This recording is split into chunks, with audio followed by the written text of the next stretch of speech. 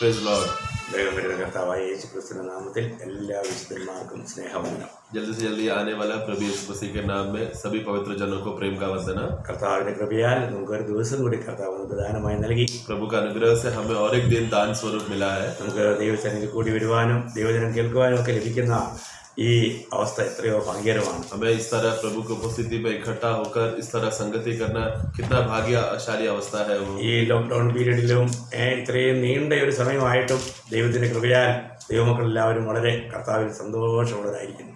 मैं विश्वास करता हूँ कि ये लॉकडाउन का इतना लंबा समय होकर भी सभी पवित्र जन एकदम आनंद में है. നിശ്ചയമായും നമ്മൾ വളരെ പ്രതികൂലങ്ങളിലൂടെ കടന്നു പോകുന്നത്. ये तो सच है कि हम लोग बहुत बड़ा प्रतिकूल अवस्था से हम जा रहे हैं. എങ്കിലും നല്ല ഇടയനായ കർത്താവ് നമ്മൾ നടത്തുന്നതുകൊണ്ട് അതിലെല്ലാം അതിന്റെ മധ്യത്തിലും നമ്മളെ ജയോത്സവമായി നടത്തുന്നു. लेकिन ये सब के बीच में हमारा अच्छा चरवा प्रभु यीशु मसीह हमें विजय पूर्वक हमें चला रहा है. വീണ്ടും ഒരിക്കൽ കൂടി നമ്മൾ ദൈവത്തിന് ആയിരിക്കുന്നു. इसलिए दोबारा आए एक और बार हम प्रभु की उपस्थिति में आ चुके हैं. നമ്മൾ വചനം കേൾക്കാനായിട്ട് പോവുകയാണ്. हम लोग वापस वचन को सुनने जा रहे हैं. ദൈവത്തിന്റെ വചനം കേൾക്കുമ്പോൾ ഒരു കാര്യം നമ്മൾ ഗ്രഹിക്കേണ്ടത്, ഈ വചനം കേൾക്കുമ്പോൾ അത് ശ്രദ്ധയോടെ കേൾക്കാതിരിക്കുവാനായിട്ട് ശത്രു പരിശ്രമിക്കും. इसके लिए हमें जब एक खासियत यह है कि जब हम वचन को सुनने के लिए जब आते समय में शैतान हमेशा कोशिश करता है कि हम लोग ये वचन को ध्यान से ना सुने. നമ്മൾ വിശ്വാസത്തോടെ ദൈവസന്നിധിയിൽ വചനം കേൾക്കണമെന്ന് അധികം ആഗ്രഹിക്കുന്നത്. क्योंकि प्रभु का आग्रह यह है कि हम लोग विश्वास पूर्वक ये वचन को एकदम ध्यान से सुने. അങ്ങനെയുണ്ടെങ്കിൽ അവരിൽ ദൈവത്തിന്റെ ആ ജീവന്റെ വ്യാപാരം ശക്തിയായിട്ട് നടക്കും. अगर ऐसा रहेगा तो उनके अंदर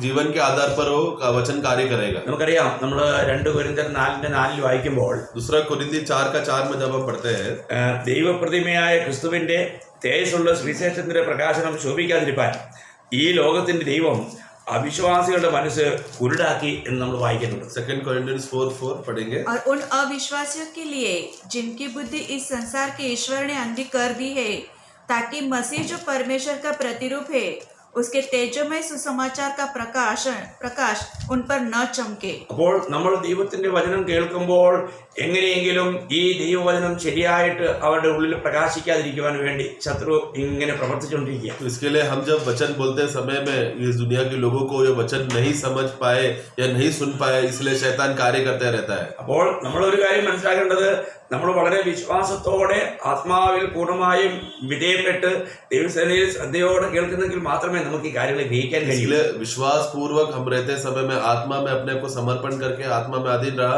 तो ही हम वचन को सही रीति से सुन सकते हैं. നമ്മൾ ഹൃദയം അന്യ ചിന്തകളിലേക്കൊന്നും പോകാതെ നമ്മൾ സൂക്ഷിക്കുക. इसके लिए अपना हृदय हमारा मनों को अन्य विचारों में ना लेकर जाए. നമുക്കറിയാം, നമ്മള് സദൃശവാക്യം 4:21 വായിക്കുന്നുണ്ട്, സകല ജാഗ്രതയോടും കൂടെ നിന്റെ ഹൃദയത്തെ കാത്തുകൊള്ളുക, ജീവന്റെ ഉത്ഭവം അതിൽ നിന്നല്ലോ ആകുന്നത്. സകല ജാഗ്രതയോടും കൂടെ നമ്മൾ എന്ത് ചെയ്യണം? നമ്മുടെ ഹൃദയത്തെ നമ്മൾ കാക്കണമെന്നാണ് പറഞ്ഞിരിക്കുന്നത്. नीति वचन का पुस्तक में उसका 4:23 में जब हम पढ़ते समय में Proverbs 4:23, सबसे अधिक अपने मन की रक्षा कर, क्योंकि जीवन का मूल स्रोत वही है. सबसे ज्यादा हमें मन का हमें सुरक्षा रखना है. അപ്പോൾ നമ്മൾ വളരെ നമ്മുടെ ഹൃദയത്തിൽ മറ്റുള്ള എന്തെങ്കിലും ഒരു അശുദ്ധ ചിന്താഗതികളോ മറ്റുള്ള അന്യ ചിന്താഗതികളോ ഒക്കെ ഇല്ലാതിരിക്കാൻ തക്കവണ്ണം നമുക്ക് ഒരു നിർമ്മല ഹൃദയത്തോടെ ദേശത്തിലായിരിക്കാൻ കഴിയണം. इसके लिए हमें प्रभु को उपस्थिति में बैठते समय में कोई भी अन्य चिंता या विचार हमारे मन में आकर हमें निष्कलंक ना करते हुए एक शुद्ध मन से हम वचन को ग्रहण करें. നമ്മൾ ദൈവത്തിന്റെ അടുക്കിലേക്ക് ചെല്ലുമ്പോൾ ദൈവം നമ്മുടെ ഹൃദയത്തെ നോക്കുന്നു, കാണുന്നു. क्योंकि हम लोग प्रभु की उपस्थिति में जाते समय में प्रभु हमारे हृदय हमारे मन को देखता है. അപ്പോൾ നമുക്ക് എങ്ങനെയാണ് നാം ദൈവത്തിന്റെ അടുത്ത് ചെല്ലുന്നത്? इसके लिए हम लोग किस तरीके से हम प्रभु की उपस्थिति में जाते हैं. ദൈവഹിതമല്ലാത്ത എന്തെങ്കിലും കാര്യങ്ങൾ നമ്മുടെ ഹൃദയത്തിലുണ്ടോ? परमेश्वर के इच्छा के खिलाफ कुछ भी बातें हमारे अंदर है क्या? പലപ്പോഴും പലരും പിന്നെ എന്നെ കുറിച്ച് നിനക്ക് എന്തെങ്കിലും കംപ്ലൈന്റ് ഉണ്ടോ? ഒന്നുമില്ല, ഇങ്ങനെയൊക്കെ ആൾക്കാർ ഇങ്ങനെ പറയും. പക്ഷെ അവർക്ക് അനേക കാര്യങ്ങൾ ഹൃദയത്തിൽ ഉണ്ടായിരിക്കാം. जब लोगों को मैं पूछता हूँ कि भाई आपको मेरे खिलाफ कुछ भी शिकायत है क्या, तो लोग उत्तर देते हैं नहीं नहीं नहीं कुछ नहीं है करके. बाहर से ऐसा बोलते हैं लेकिन अंदर पता नहीं क्या क्या अवस्था उनके अंदर रहता है. അവര് അനേക നൂറുകണക്കിന് പേരോട് ഇങ്ങനെയുള്ള കംപ്ലൈന്റ്സ് ഒക്കെ പറഞ്ഞു നടക്കുന്നവരാണെങ്കിലും നേരിൽ കാണുമ്പോൾ എന്ത് പറയും? ഓ ഇല്ല, എനിക്കൊന്നും ഇല്ലെന്ന് പറയും. तो ये लोग दूसरे लोगों को यानी 100 से भी ज्यादा लोगों को मेरे वाले में शिकायत वो लोग ने बोला होगा, लेकिन जब मेरे सामने आकर जब बात करने का विषय आता तो नहीं कुछ भी शिकायत नहीं है कहते हैं. നമ്മള് നമ്മുടെ ഹൃദയത്തെ നമ്മൾ പരിശോധിക്കണം. इसलिए प्रियो हमें अपना हृदय को अपना मन को परखना है. ഞാൻ എന്നോടുള്ള ബന്ധത്തിൽ മാത്രമല്ല പറയുന്നത്, ആരോടെങ്കിലുള്ള ബന്ധത്തിൽ ഹൃദയത്തിൽ കയ്പ് വെച്ചുകൊണ്ട് അവർ സ്നേഹം പ്രകടിപ്പിക്കും. मेरा तो खाली उदाहरण बताया, मेरा विषय ही नहीं, दूसरा का विषय, दूसरा भाइयों के विषय में भी हम लोग कोई कठोरता या फिर कोई ऐसा स्वभाव जो दूसरों के लिए कड़वाहट स्वभाव हो ऐसा ना करे। നമുക്ക് എപ്പോഴും നമ്മുടെ ഹൃദയത്തിൽ മറ്റുള്ളവരോട് ചില പറയാറുണ്ട്, എന്റെ ഹൃദയത്തിൽ നിങ്ങളെ കുറിച്ച് ഒന്നുമില്ല. कुछ लोग कहते हैं कि मेरे आपके विषय में मेरा मन में कुछ भी नहीं है। അതെത്രയോ അതൊരു വലിയ വഞ്ചനയുടെ ഹൃദയമാണ്. वो भी कितना धोखा देने वाली बात है ना, കാരണം നമ്മുടെ ഹൃദയത്തിൽ സ്നേഹം വേണ്ടേ? क्योंकि कुछ भी नहीं है करके बोल नहीं सकता, प्रेम रहना चाहिए ना। സ്നേഹം ഇല്ലെന്നല്ലേ ഞാൻ പറഞ്ഞതിനർത്ഥം. तो मतलब आपने बोला कुछ भी नहीं है मतलब प्रेम भी नहीं है ना, അപ്പോൾ അങ്ങനെ ഒരു അവസ്ഥ ഉണ്ടാകാൻ പാടില്ല. ऐसा भी अवस्था नहीं होना चाहिए। ഞാൻ പറഞ്ഞില്ലേ, നമ്മുടെ ഹൃദയം എപ്പോഴും മറ്റുള്ള ബന്ധത്തിൽ എങ്ങനെയായിരിക്കണം? इसके लिए हमारा मन दूसरों के विषय में कैसा होना चाहिए। നമുക്കറിയാം, ഒരിക്കല് യേഹൂ രേഖാവിനെ കാണുമ്പോൾ ചോദിക്കുന്ന ഒരു ചോദ്യമുണ്ട്.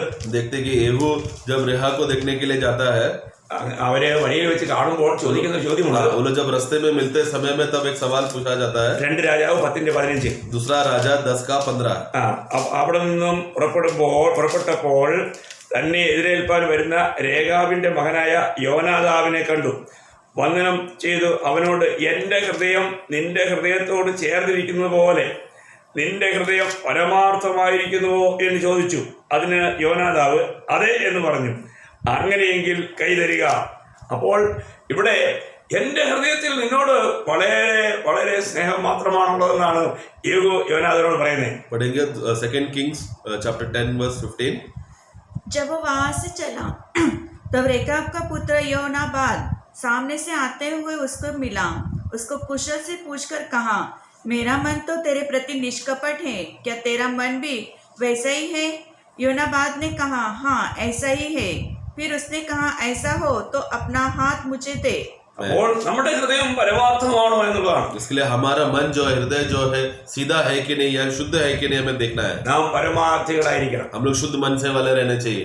നമ്മുടെ ഹൃദയത്തിൽ എപ്പോഴും കർത്താവിന്റെ കർത്തൃത്വം ഉണ്ടായിരിക്കണം. हमारे हृदय में हमेशा प्रभु का प्रभुत्व रहना चाहिए। അങ്ങനെയുണ്ടെങ്കിൽ നമ്മുടെ ഹൃദയത്തിൽ മറ്റുള്ള അശുദ്ധിക്ക് വസിക്കാനായിട്ട് ഇടയുണ്ടായി. ऐसा रहेगा तो हमारे हृदय में और भी कोई भी अशुद्ध बातें बना नहीं रह सकता। എന്നാൽ പൊതുവെ വിശുദ്ധന്മാർ എന്ന് വിളിക്കുന്ന പ്രിയപ്പെട്ടവരിൽ പലപ്പോഴും കാണുന്നത് അനേക വിധത്തിലുള്ള ഹൃദയത്തിൽ അവർ അനേക നിലയിലുള്ള കപടത വെച്ച് സൂക്ഷിക്കുന്നു എന്നുള്ളതാണ്. लेकिन आज का अवस्था में हम देखते हैं कि बहुत से विश्वासी लोग अपने मन में, अपने हृदय में एक कपटी स्वभाव से वो लोग बना हुआ रहते हैं। നമ്മുടെ യിരെമ്യാ പ്രവചനം 17:9-10 വായിക്കുമ്പോൾ यिर्मयाह का पुस्तक 17:9-10 हम लोग पढ़ते समय में, ഹൃദയം എല്ലാറ്റിനേക്കാളും കപടവും വിഷവുമുള്ളത്, അത് ആരാഞ്ഞറിയുന്നവനാർ? യഹോവയായ ഞാൻ ഹൃദയത്തെ ശോധന ചെയ്ത് അന്തരംഗങ്ങളെ പരീക്ഷിച്ച് ഓരോരുത്തരും അവനവന്റെ നടപ്പിനും പ്രവൃത്തിയുടെ ഫലത്തിനും തക്കവണ്ണം കൊടുക്കുന്നു. അപ്പോൾ ഇവിടെ ദൈവത്തിന്റെ വചനം പറയുന്നത് ഹൃദയം എല്ലാറ്റിനേക്കാളും കപടവും വിഷവുമുള്ളതാണെന്നാണ്. 17 का यिर्मयाह चैप्टर 17, 9 and 10। मन तो सब वस्तु से अधिक धोखा देने वाला होता है, उसमें असाध्य रोग लगा है, उसका भेद कौन समझ सकता है?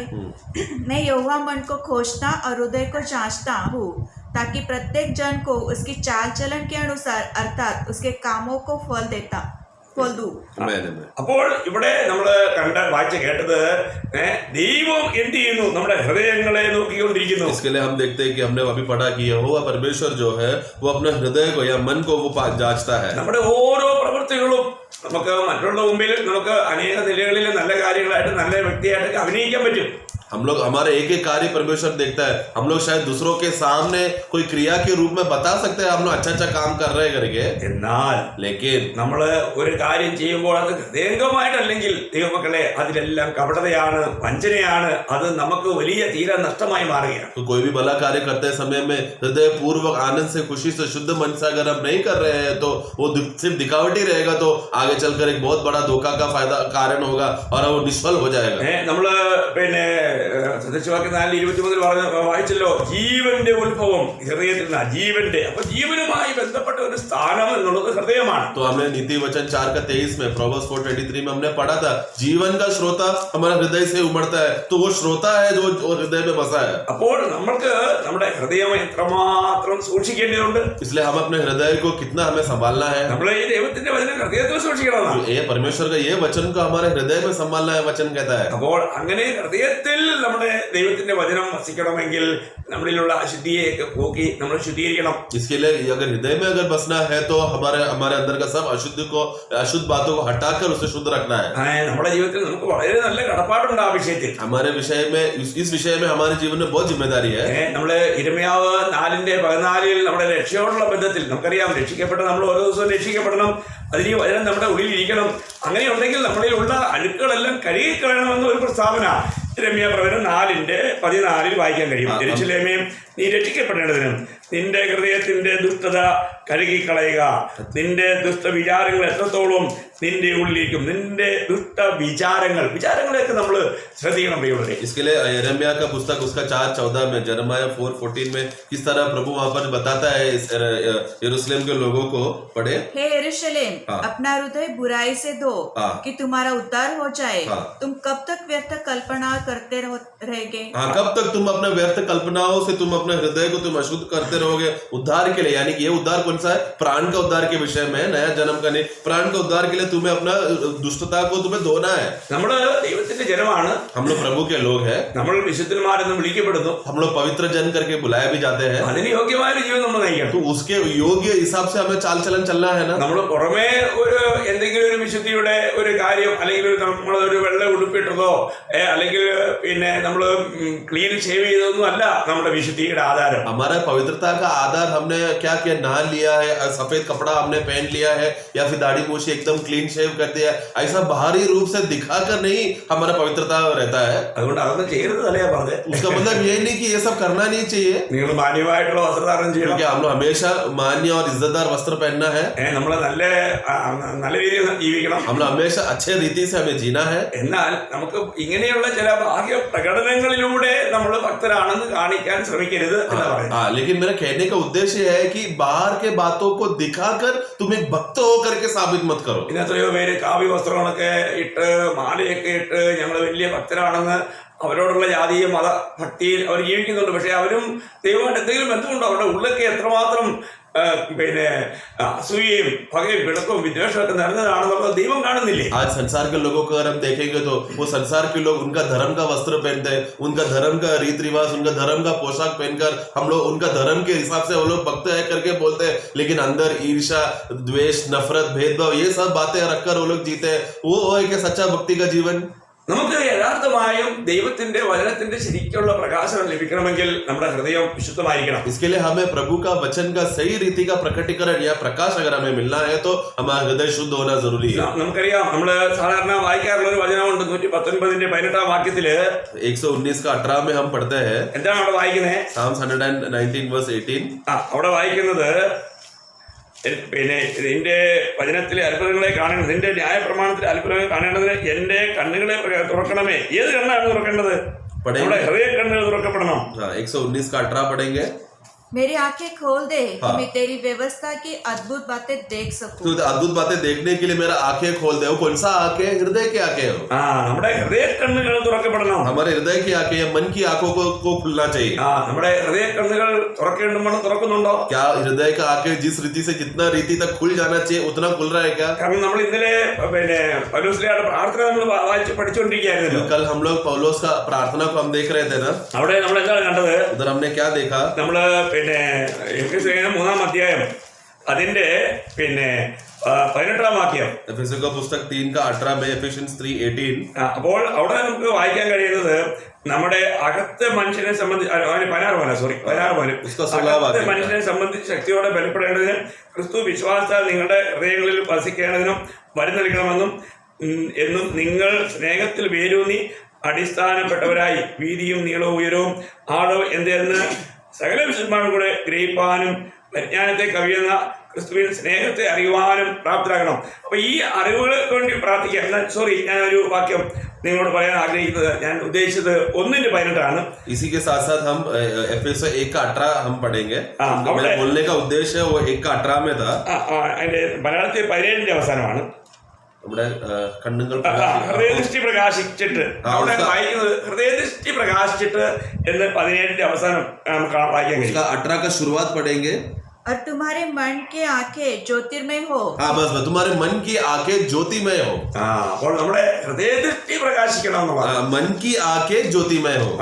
അപ്പോൾ നമ്മൾ പിന്നെ മനസ്സിലാക്കുന്ന ഒരു വിഷയം എന്ന് പറഞ്ഞാല് നമ്മുടെ ഹൃദയത്തിൽ ഇങ്ങനെയുള്ള പാപങ്ങളൊക്കെ പ്രവേശിച്ചു കഴിഞ്ഞാൽ സംഭവിക്കുന്നത് ഹൃദയദൃഷ്ടി അന്ധമായി മാറും, അതിന്റെ പ്രകാശം ലഭിക്കില്ല. यानी कि हमारा अगर हृदय में अगर कुछ भी अशुद्धता आ गया तो वो हृदय दृष्टि जो है उसमें क्या होगा, सही रीति से देखने के लिए नहीं होगा, रुकावट आ जाता है. നിങ്ങളിലുള്ള ദൈവവചനം കേൾക്കാനുള്ള ഉത്സാഹത്തിനായി സ്തോത്രം ചെയ്യുന്നു. लेकिन मैं प्रभु को धन्यवाद देता हूँ कि आप लोगों को प्रभु का वचन सुनने के लिए जो उत्साह है उस बात के लिए. എന്നാൽ നമ്മുടെ ഹൃദയദൃഷ്ടി ശരിക്കും പ്രകാശിച്ചില്ലെങ്കിൽ നമുക്ക് ഈ വചനത്തിലെ അതിന്റെ അത്ഭുതങ്ങളെ കാണുവാനോ അതിനെ ഒന്ന് ഗ്രഹിക്കുവാനോ അതിന്റെ ആ സന്തോഷം ജീവൻ ആസ്വദിക്കുവാനോ നമുക്ക് കഴിയില്ല. लेकिन हृदय दृष्टि अगर सही नहीं है तो क्या होता है, हमें वचन का वो शुद्धता के बातों को या वचन की बातों लाभदायक बातों को हमें ग्रहण करने के लिए समझने के लिए नहीं हो पाता.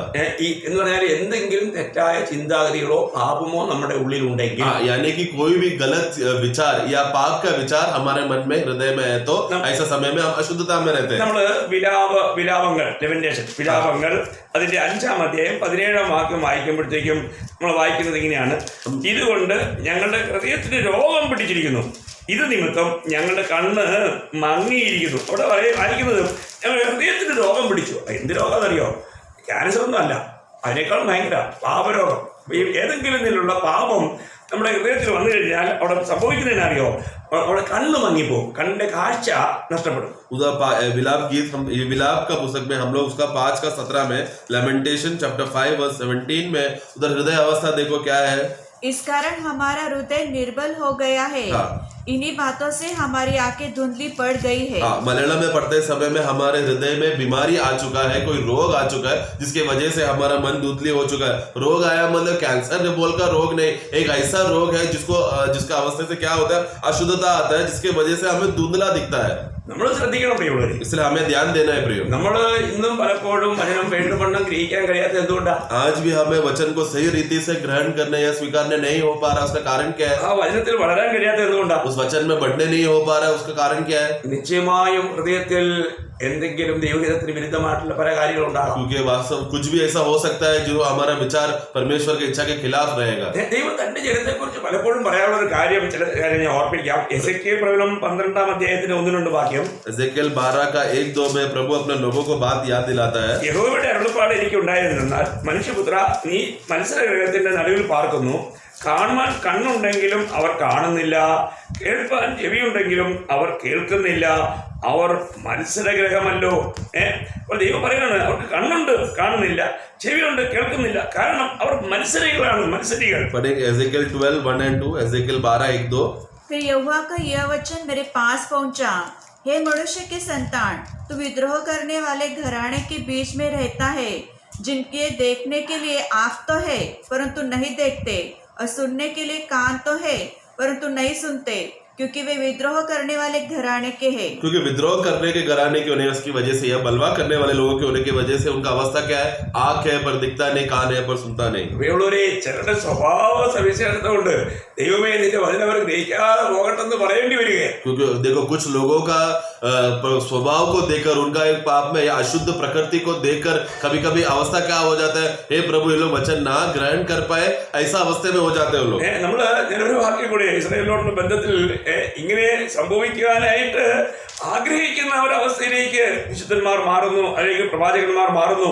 നമ്മള് യെശയ്യാ 6:10 വായിക്കുമ്പോൾ, യെശയ്യാ 6:10 ഈ ജനം കണ്ണുകൊണ്ട് കാണുകയോ ചെവി കൊണ്ട് കേൾക്കുകയോ ഹൃദയം കൊണ്ട് ഗ്രഹിക്കുകയോ മനസ്സ് തിരിഞ്ഞ് സൗഖ്യം പ്രാപിക്കുകയോ ചെയ്യാതിരിക്കേണ്ടതിന് നീ അവരുടെ ഹൃദയം തടിപ്പിക്കുകയും അവരുടെ ചെവി മന്ദമാക്കുകയും അവരുടെ കണ്ണ് അടച്ചു കളയുകയും ചെയ്യുക.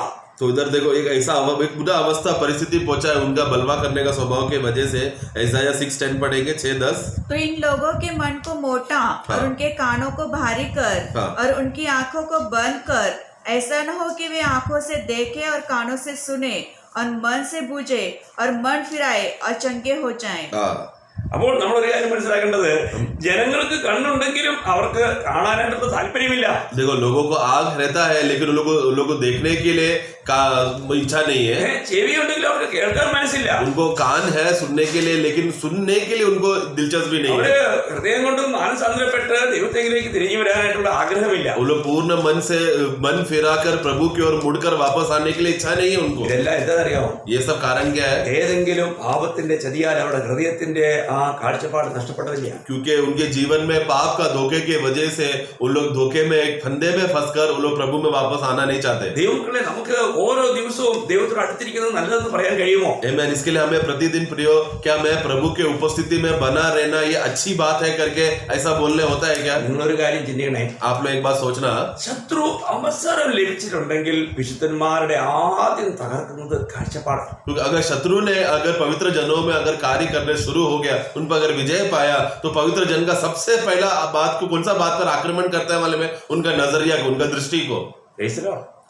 നമ്മൾ വളരെ ശ്രദ്ധിക്കണം. इसलिए ध्यान से संभालना प्रियो. കാരണം നമ്മുടെ കാഴ്ചപ്പാട് നഷ്ടപ്പെട്ടാൽ പിന്നെ ആ വ്യക്തിയെ കൊണ്ട് പിന്നെ എന്നാ പ്രയോജനം? तो अगर हमारा नजरिया या फिर हमारे दृष्टि को ही अगर उसने अंधा कर दिया तो फिर वो पवित्र जन का फिर क्या फायदा? ഞാൻ ഉദാഹരണമായിട്ട് പഴയ നിയമത്തിലെ ശിംശോൻ എന്ന വ്യക്തിയെ ഞങ്ങൾക്ക് ചൂണ്ടിക്കാണിക്കാം. मैं उदाहरण के लिए पुराने नियम में शिमशोन नाम का एक व्यक्ति के बारे में मैं कहना चाहता हूँ. നമുക്കറിയാം, ന്യായാധിപന്മാർ 16-ാം അധ്യായത്തില് അത് നിങ്ങൾ വായിച്ചു കഴിഞ്ഞാല് തന്നെ കൊണ്ട് ദൈവം എത്ര അത്ഭുതകരമായിട്ട് ദൈവം തന്നെ ഉപയോഗിച്ചതാണ്. तो न्याय का पुस्तक में 16 अध्याय में जब हम पढ़ते समय में हम देखते हैं शिमशोन के जीवन में परमेश्वर ने कितना अद्भुत रीति से शिमशोन को इस्तेमाल किया. എത്ര വൻ കാര്യങ്ങളാണ് ശിംശോനെ കൊണ്ട് ചെയ്യിച്ചത്. कितना बड़ा बड़ा कार्य, अद्भुत कार्य शिमशोन को इस्तेमाल किया था प्रभु താൻ ने. എത്രമാത്രം ശക്തനായിരുന്നു. वो कितना बलवान था. തന്റെ പേര് കേൾക്കുമ്പോൾ ശത്രു സൈന്യങ്ങൾ ഫെലിസ്ത്യരൊക്കെ പേടിച്ച് പറിക്കുമായിരുന്നു. उसका नाम सुनते ही शत्रु के सेनाएं फिलिस्तीन लोग वो लोग घबरा जाते थे, डर के भाग जाते थे. എന്നാൽ നമുക്കറിയാം, ശിംശോന്റെ ബലഹീനത അവന്റെ ജീവിതത്തെ തകർത്ത് കളഞ്ഞു. और हम देखते हैं कि शिमशोन का कमजोरी जो था वो उसका जीवन को टुकड़ा ये आवाज गिरा दिया. അപ്പോൾ ആ ബലഹീനതയിലൂടെ ശത്രു മുതലെടുത്തു. और वो कमजोरी को पकड़कर शत्रु ने काम किया.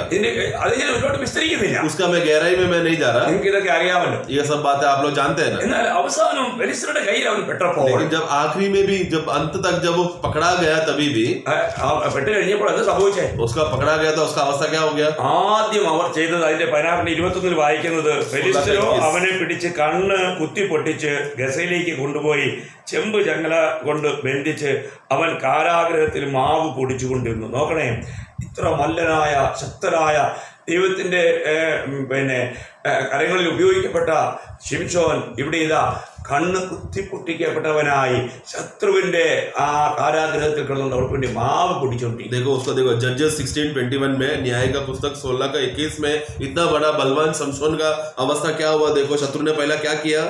तब पलिश्तियों ने उसको पकड़कर उसकी आंखें फोड़ डाली और उसे गाजा को ले जाके पीतल की बेड़ियों से जकड़ दिया और वह बंदी गृह में चक्की पीसने लगा. देखो बंदी गृह में उसको डाला गया और वहां पर वो चक्की पीस. इतना बलवान आदमी का नीचा अवस्था तो हो गया. देखो അവൾ ആദ്യം തന്നെ എന്ത് ചെയ്തു? तो उन लोगों ने सबसे पहला क्या किया. അവന്റെ കണ്ണ് കുത്തിപ്പൊട്ടി उसका आंखें फोड़ दिए, അവനെ ഒരു അന്ധനാക്കി മാറ്റി. उसको अंधा बना दिया. അല്ലെ, ഇന്ന് അനേക നിലകളിൽ വിശ്വാസകോളത്തിൽ നല്ല മല്ലന്മാരായിരുന്ന, വിശ്വാസത്തിലെ മല്ലന്മാരായിരുന്ന, നല്ല അറിവുണ്ടായിരുന്ന എത്രയോ പേരെ ശത്രു ഈ നിലയിൽ അന്ധരാക്കിയിരിക്കുന്നു. आज देखो विश्वास का इस दुनिया में विश्वासी लोगों के बीच में जो विश्वास में जो एकदम बलवान था, प्रभु उनसे अद्भुत कार्य करते थे, आज वैसे लोग शैतान ने उनको इस्तेमाल करके कितना बड़ा अंधा बनाकर नीचे गिरा दिया उनको. അവിടെ നിത്യതയുടെ കാഴ്ചപ്പാട് അവർക്ക് നഷ്ടപ്പെട്ടു. क्योंकि अनंतता का जो नजरिया, अनंतता की और जो दृष्टि उन लोगों ने रखा था वो लोग खो बैठे. ഇന്ന് അവര് ലോകത്തിന്റെ പിന്നാലെ ഓടുകയാണ്. आज वो संसार के पीछे भाग रहे हैं, ലോകത്തെ നേടുവാൻ, संसार को कमाने के लिए, ലോകത്തിലെ സ്ഥാനമാനങ്ങൾക്ക് വേണ്ടി, संसार का इज्जत और आदर कमाने के लिए, ലോകത്തിൽ നിന്നും പ്രശംസ പ്രാപിക്കുവാൻ, संसार में आदर और इज्जत पाने के लिए, ലോകത്തിന്റെ മുൻപിൽ ഭക്തനാണെന്ന് കാണിച്ചുകൊണ്ട് ലോകരെ ആകർഷിക്കുവാൻ, संसार के लोगों को बता रहे हैं कि हम लोग भक्त लोग हैं, हम लोग अच्छा लोग हैं, इस तरह का बाहरी रूप से आकर्षण करने लगे. അവർക്ക് इന്ന് ആ ലോങ് സൈറ്റ് ദീർഘദൃഷ്ടി നഷ്ടപ്പെട്ടു. जिसके वजह से जो दूर का देखने का बात है, जो स्वर्ग की ओर देखने के बातों का वो नजरिया वो कम हो गया. ഞാൻ പറയുന്ന സാരം നിത്യതയെക്കുറിച്ചുള്ള കാഴ്ചപ്പാട് നഷ്ടപ്പെട്ടു. यानी कि मेरा कहने का उद्देश्य यह है कि अनंतता की ओर जो देखने का नजरिया था वो उन लोग बुझ गया. ഇപ്പോൾ അവർക്ക് താൽക്കാലികമായ ഈ ലോക സുഖങ്ങൾ, ഈ ലോക സൗകര്യങ്ങൾ, ഈ ലോക പ്രതാപങ്ങൾ അതിന്റെയൊക്കെ പിന്നാലെ ഓടുകയാണ്. आज वो लोग सिर्फ समीप की बातें देखते हैं, यानी कि क्या दुनिया की बातें, संसार की बातें, संसार में इज्जत और जायदाद, इस सब बात का इज्जत कमाने की बातों में वो लोग ध्यान दे रहे हैं. ഇന്ന് നമ്മൾ ദൈവസന്നിധിയിൽ വരുമ്പോഴും നമ്മുടെ ഹൃദയം ദൈവസന്നിധിയിൽ ഏകാഗ്രമായിരിക്കാൻ കഴിയുന്നുണ്ടോ? इसके लिए प्रिय आज हम लोग प्रभु की उपस्थिति में आते समय में हम लोग एक मन से रहने हो पा रहे हैं क्या? നമ്മുടെ ഹൃദയം ദൈവത്തോട് ഏകാഗ്രമാണോ? हमारा मन प्रभु के साथ एक मन में है क्या? ഇതല്ലേ പൗലോസ്ലീഹ വളരെ ഭാരപ്പെട്ട് ഭയപ്പെട്ടതും പിന്നെ കൊരിന്ത്യർ സഭയോട് പറയുമ്പോൾ 2 കൊരിന്ത്യർ 11:3 വായിക്കുന്നില്ലേ, ഞാൻ ഭയപ്പെടുന്നു. എന്താണ്? ക്രിസ്തുവിനോടുള്ള നിങ്ങളുടെ ഏകാഗ്രത നഷ്ടപ്പെടുമോ എന്ന് ഞാൻ ഭയപ്പെടുന്നു. तो वहां पर इसलिए पौलुस भी यही बात का घबराता था ना. दूसरा कोरिन्थियर 11:3 में पौलुस क्या कहते हैं? 2 कोरिन्थियंस 11:3 में, परंतु मैं डरता हूँ कि जैसे सांप ने अपनी चतुराई से हवा को बहकाया, वैसे ही तुम्हारे मन उस सीधाई और पवित्रता से जो मसीह के साथ होनी चाहिए कहीं भ्रष्ट न की तो जाए. सीधाई और पवित्रता यानी प्रभु के साथ जो एक मन था वो भ्रष्ट ना हो जाए, वो बात पर वो डरता था. നമ്മുടെ ജീവിതത്തിൽ ദൈവവുമായിട്ടുള്ള നമ്മുടെ ബന്ധം ഒരു യഥാർത്ഥ സത്യബന്ധം, ഹൃദയംഗമായ ഒരു ആഴമായ ബന്ധം നമുക്കുണ്ടായിരിക്കണം. इसके लिए हमें प्रभु के साथ का एक सच्चा गहरा और एक सच्चा रिश्ता प्रभु के साथ रहना चाहिए. ഓരോ നിമിഷവും ദൈവത്തിൽ അടുത്ത് വരുമ്പോൾ हम लोग एक एक क्षण जब प्रभु की उपस्थिति में आते रहते हैं, നമ്മൾ എന്ത് ചെയ്യണം? हमें क्या करना है? എബ്രായലേഖനം 10:22 വായിക്കുമ്പോൾ इब्रानियों 10:22 में, Hebrews 10:22, നാം ദുർമനസാക്ഷി നീങ്ങുമാറ് ഹൃദയങ്ങളിൽ തളിക്കപ്പെട്ടവരും ശുദ്ധ വെള്ളത്താൽ ശരീരം കഴുകപ്പെട്ടവരുമായി വിശ്വാസത്തിന്റെ പൂർണ്ണ നിശ്ചയം പൂണ്ട് പരമാർത്ഥ ഹൃദയത്തോടെ ദൈവത്തോട് അടുത്ത് വരണം. पढ़ेंगे 10:22. तो आओ हम सच्चे मन और पूरे विश्वास के साथ और विवेक का दोष दूर करने के लिए हृदय को छिड़काव लेकर और देह को शुद्ध जल से धुलवाकर परमेश्वर के समीप आ जाए. शुद्ध मन से हम आए, सच्चा मन से हम आए. Praise the Lord. Amen. അപ്പോൾ ഞാൻ വിശ്വസിക്കുന്നു ഇന്ന് ഞാനിത് നിങ്ങളോട് അഡ്വാൻസ് ആയിട്ടൊന്ന് പറഞ്ഞതേ ഉള്ളൂ. ये सब मैंने बस आपको शुरुआत में बताया हुआ बातें हैं. Praise the Lord. Amen. നമ്മൾ നമ്മുടെ ജീവിതത്തിൽ നമ്മൾ കർത്താവിന്റെ സന്നിധിയിലായിരിക്കുന്നു. हम लोग हमारे जीवन में प्रभु की उपस्थिति में हम जी रहे हैं. നമ്മുടെ കർത്താവ് എത്ര നല്ലവനാണ്, हमारा प्रभु कितना भला है, എത്ര സ്നേഹവാനാണ്. कितना प्रेम से भरा है. നമ്മൾ ഈ കർത്താവിനെ നമ്മൾ ആസ്വദിക്കുകയാണ്. इस प्रभु को हम लोग अनुभव में ले रहे हैं. ആ ആസ്വാദനത്തിന്റെ ശരിയായിരിക്കുന്ന ആ ടേസ്റ്റ് നമുക്ക് അനുഭവമാണെങ്കിൽ നമ്മൾ ഇങ്ങനെയുള്ള ഭാവപ്രകൃതികളൊന്നും പാടില്ല. तो इसका प्रभु में उस प्रेम का अनुभव में उनको चखते रहना है, वो खुशी का अनुभव में चखते रहना है. तो बुरा की कोई भी बात या अशुद्ध मन या हृदय नहीं रहना चाहिए. നമുക്കറിയാം, നമുക്ക് വല്ല പനിയൊക്കെ ആണെങ്കിൽ എത്ര നല്ല ആഹാരം തിന്നാലും നമ്മൾ പറയുമോ ഒരു ടേസ്റ്റ് എന്ന് പറയും. आप लोग जानते हैं ना, जब हमको बुखार आता है तो कितना अच्छा बिरयानी भी अगर हमारे सामने रखेगा तो हम क्या बोलते हैं, अरे इसमें स्वाद नहीं है. നമുക്ക് അതിന്റെ ശരിക്കുള്ള അതിന്റെ ആ സ്മെല്ല് പോലും അതിനെ ആസ്വദിക്കാൻ കഴിയുന്നില്ല. അത് ഭക്ഷിക്കുമ്പോൾ അതിന്റെ ടേസ്റ്റ് പോലും ആസ്വദിക്കാൻ നമുക്ക് കഴിയുന്നില്ല, കാരണം നമ്മൾ രോഗിയാണ്. क्योंकि देखो वो बीमारी की वजह से क्या हो गया, वो बिरयानी से आने वाला खुशबू को उसको भी हम लोग को महकने नहीं हो पाता. जो स्वाद होना चाहिए वो स्वाद हमको चखने नहीं होता, क्योंकि बीमारी की वजह से वो सब बातें बंद हो गया है. നമ്മൾ ഓരോ ദിവസവും ക്രൂശ് ധ്യാനിക്കണം. लेकिन इसीलिए हमें प्रिय प्रतिदिन हमें क्रूस का ध्यान करना है. നമ്മുടെ കർത്താവ് നമുക്ക് വേണ്ടി എത്ര വലിയ സ്നേഹമാണ് നൽകിയതെന്ന് നമ്മൾ ഓർക്കണം. हमारे प्रभु ने हमको कितना बड़ा प्यार हमको दिया है, ये बात हमें याद रखना है. ദൈവത്തിന്റെ സ്നേഹം പ്രദർശിപ്പിച്ച പ്രദർശനശാലയാണ് കാൽവരി. पर प्रभु परमेश्वर का वो प्रेम को प्रकट करके सभी मनुष्य को प्रकट करके दिखाया हुआ स्थान है कलवरी क्रूस में. അതെപ്പോഴും നമ്മൾ ധ്യാനിക്കണം. उस बात को हमेशा हमें ध्यान रखना है. രാവിലെ എഴുന്നേറ്റിട്ട് നമ്മൾ ക്രൂശിനെ ധ്യാനിച്ചോ? आज सवेरे उठकर हमने क्रूस के विषय में हमने मनन किया क्या? ഞാൻ ഇന്നലെ നിങ്ങളെ ഓർപ്പിച്ചല്ലോ. कल मैंने आप लोगों को याद दिलाया था. പ്രിയമുള്ളവരെ, ആ ക്രൂശിലെ ആ സ്നേഹത്തിന്റെ പ്രദർശനം ഒന്ന് കണ്ടു കഴിഞ്ഞാൽ പിന്നീട് നമ്മൾ ലോകത്തെ സ്നേഹിക്കാനോ ഭാവത്തെ സ്നേഹിക്കാനോ നമ്മൾ പോകട്ടെ. परमेश्वर ने अपना प्रेम को प्रकट करने के लिए वो जो क्रूस जो हमारे सामने रखा है, उस क्रूस को अगर हमने देख लिया तो फिर संसार का कोई भी बात को हम पसंद करने या प्यार करने नहीं जाएंगे. ആ സ്നേഹം ആസ്വദിച്ച ഒരു വ്യക്തിക്ക് മറ്റൊന്നിനോടുള്ള ആഗ്രഹം ഉണ്ടായിരിക്കും. वो प्रेम जिसने एक व्यक्ति ने देख लिया फिर वो और कोई बात पर नहीं जाएगा. ഇന്ന് നമുക്ക് കർത്താവല്ലാതെ മറ്റെന്തെങ്കിലും ആഗ്രഹമുണ്ടോ? क्या आज हमें प्रभु को छोड़ और कोई आग्रह है क्या? ആസാവ് പറഞ്ഞതുപോലെ 73:25 സ്വർഗത്തിൽ നീ അല്ലാതെ മറ്റാരുമില്ല, ഈ ഭൂമിയിലും നിന്നെ അല്ലാതെ മറ്റൊന്നും ആഗ്രഹിക്കുന്നില്ല എന്ന് ഹൃദയംഗമായി പറയുവാൻ നമുക്ക് എല്ലാവർക്കും കഴിയുമോ? 73:25 में भजन संगीता 73:25 में साम 73:25 में वो गवाही देता पढ़ेंगे.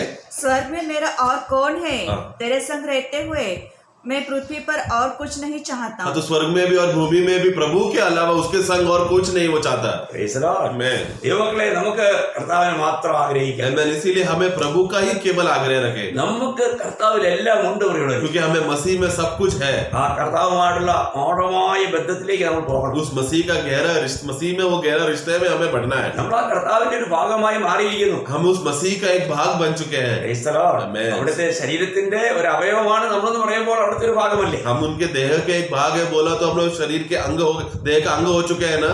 Praise the Lord. Amen. അപ്പോൾ നമ്മൾ ആ സത്യത്തെ നമ്മൾ ആസ്വദിക്കണം. इसलिए उस सत्य को हमें मनन करना है, उसको आनंद उठाना है। അപ്പോൾ ഞാൻ ഇന്നലെ നിങ്ങൾ പറഞ്ഞു ആ സ്നേഹത്തിന്റെ സവിശേഷതകളെ കുറിച്ച് ഇന്ന് പറയാന്ന് പറഞ്ഞു. हाँ, तो आज कल मैंने आप लोग को याद दिलाया था कि आज अगर प्रभु ने मौका दिया तो उस प्रेम का कुछ वर्णन या कुछ खासियत बात को बताना चाहूंगा। അപ്പോൾ അല്ലേലൂയ അതിന്റെ ഒരു 4 സവിശേഷതകളാണ് ഇപ്പോൾ ഞാൻ ഇന്ന് നിങ്ങളോട് പറയാൻ ആഗ്രഹിക്കുന്നത്. അത്രത്തോളം പറയാൻ കഴിയുമെന്ന് എനിക്ക് അറിഞ്ഞുകൂടാ. तो आज जैसा हमें समय मिलता है उसके हिसाब से, लेकिन उसमें 4 विशेष गुण है, ये 4 विशेष बात है प्रेम के विषय में। समय के हिसाब से मैं एक एक बातें बताते रहूंगा। അപ്പോൾ അല്ലേലൂയ അതിൽ ഒന്നാമത്തെ കാര്യം ഈ സ്നേഹം ക്ഷമിക്കുന്ന സ്നേഹമാണ്. हाँ, पहला खासियत प्रेम का ये है कि ये क्षमा करने वाला प्रेम है। Praise the Lord. Amen. അപ്പോൾ ഇത് ക്ഷമിക്കുന്ന സ്നേഹമാണ്. यानी कि ये ऐसा प्रेम है जो क्षमा करता है।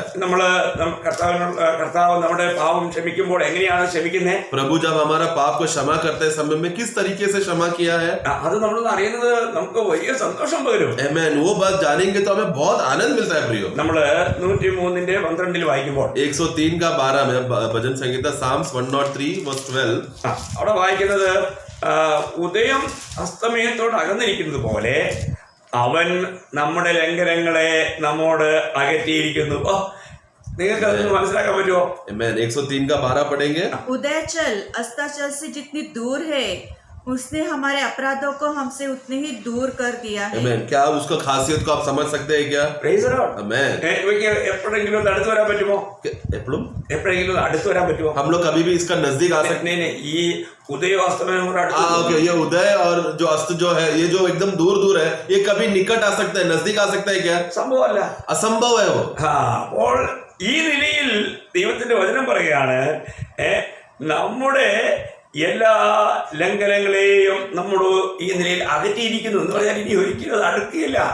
मतलब उतना उस रीति से प्रभु ने हमारा सारा अधर्म की बातों को हटा दिया है, मतलब अभी वो वापस नहीं आ सकता। അപ്പോൾ നമ്മൾ ഒരു കാര്യം ചിന്തിക്കണം, നമ്മുടെ ദൈവം എത്ര സ്നേഹവാനല്ലേ. इसके लिए हमें जरा समझना है प्रियो, हमारा परमेश्वर कितना हमसे प्रेम करता है।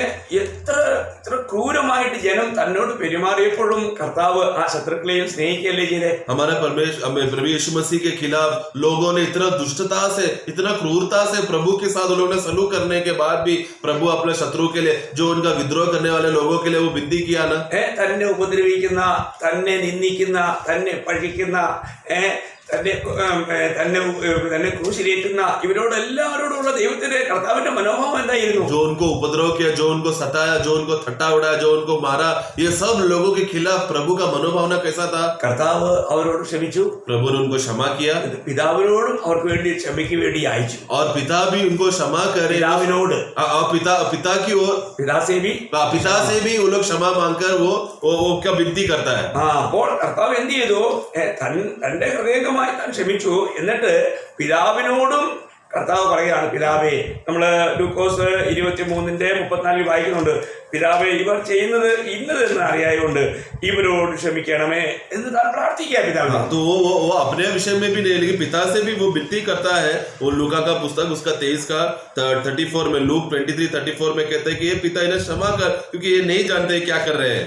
അപ്പോൾ നമ്മൾ ചിന്തിക്കണം, കർത്താവ് ഓൾറെഡി ക്ഷമിച്ചു കഴിഞ്ഞു. तो देखो, प्रभु ने तो ऑलरेडी क्षमा कर दिया है, ഇനി പിതാവും അവരോട് ക്ഷമിക്കണം. और पिता भी अब उनको क्षमा करना चाहिए। ഇത്ര ഹീനന്മാരായ, ക്രൂരന്മാരായ, നീചന്മാരായ, നികൃഷ്ടന്മാരായ ഈ ജനത്തോടും താൻ ക്ഷമിക്കുക മാത്രമല്ല, പിതാവ് അവരോട് ക്ഷമിക്കുവാൻ വേണ്ടി ക്രൂശിൽ ഈ വേദനയുടെ നടുവിലും കർത്താവ് അവർക്ക് വേണ്ടി പ്രാർത്ഥിക്കും. तो देखो ना, पिता लोगों ने इतना कठोरता से, इतना दुष्टता से, इतना क्रूरता से प्रभु के साथ विरोध स्वभाव करने के बाद भी प्रभु ने खुद भी क्षमा किया, और पिता से विनती भी करता है कि वो लोग उनको क्षमा करें। അപ്പോൾ കർത്താവിന്റെ സ്നേഹം ക്ഷമിക്കുന്ന സ്നേഹമാണ് ദൈവമക്കളെ. क्योंकि प्रभु का प्रेम जो है वो क्षमा करने वाला प्रेम है।